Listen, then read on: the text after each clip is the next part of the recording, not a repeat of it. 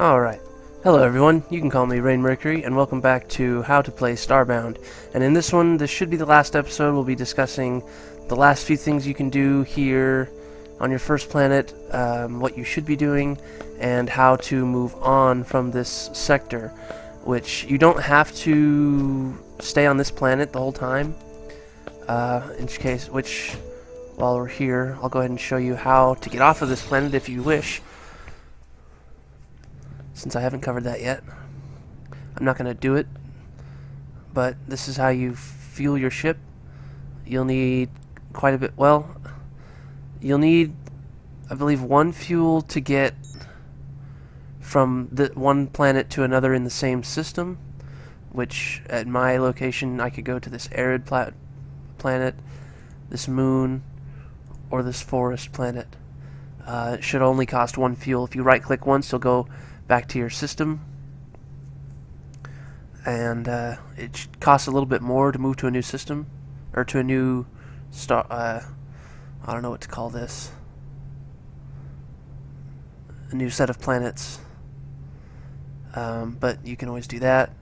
I have three sets of planets in this system that I could check. Some planets you can't land on. This one says can't land, and it costs even more to move between systems like this. But each one of these has multiple sets of planets to go to. And once you found one you like, you click on it, it'll show you how much fuel you would need to get there. If you have enough, you can hit go. If you need more fuel, you find more coal, or you can smelt wood, which I'll show you now, in your furnace. Take some unrefined wood, hit smelt, and for every 10 you'll get 1 coal, which is not highly efficient, but if you need it, there it is. That's not done yet. So what we're going to get into next is crafting the distress beacon and fighting the boss. To do that you need... oh no, before we do that we're going to upgrade all of our stuff that we have. First thing, upgrading the hunting bow, which you can do on the anvil.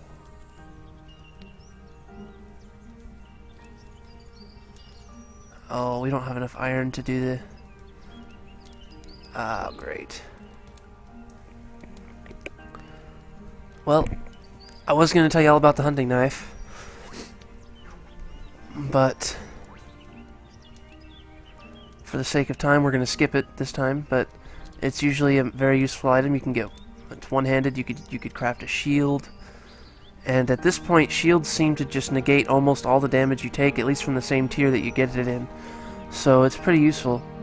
But we're going to go without it this time. But normally I would make a hunting knife and a shield to use. But we're definitely going to need to upgrade this bow. So in order to do it, you're going to have to take it off your hotbar. Or at least out of your hands.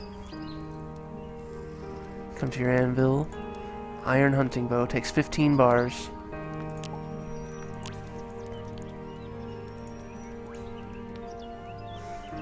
And you can see now the damage per second, which you can't see on the item right now currently, but it's on here when you have it in your hand. It's 10 now instead of 6, which the original hunting bow was.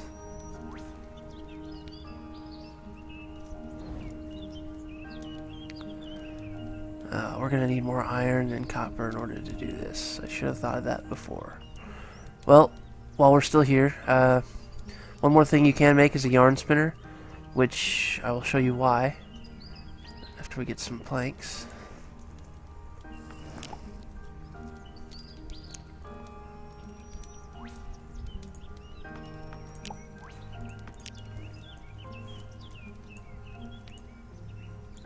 This is where you craft fabric, which is important for one of the boss items.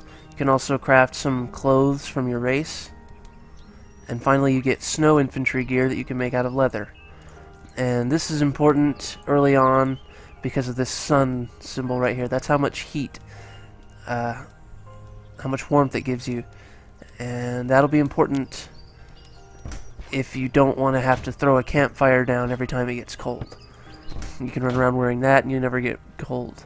The downside is the armor value that it gives is about equivalent to the first set of armor, which is copper.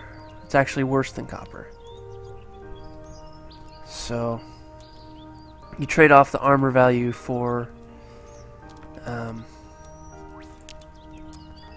warmth. So I need to harvest all these.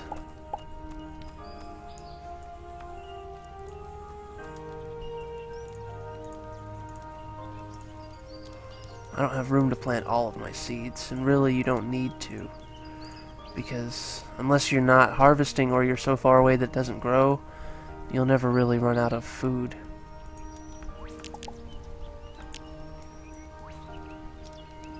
And bread actually fills up 5 bars instead of only 3, like the... well, even 6. Even 6 bars. I thought it was only 5. You'll see the damage is much better on this bow. The energy usage might be even higher. It looks about to be about the same. So at this point you need to be going out exploring the surface, see what you can find, dig down if you'd like, mine every ore you see, and eventually you'll have enough to make that crafting beacon, but you'll probably want to get your armor set first so that you don't die. I'm probably going to go without the armor since I've fought it before and I know what to expect. But you will need 67 copper bars to make the copper set, and then once you've made that set you'll need 67 iron bars to turn it into the iron armor.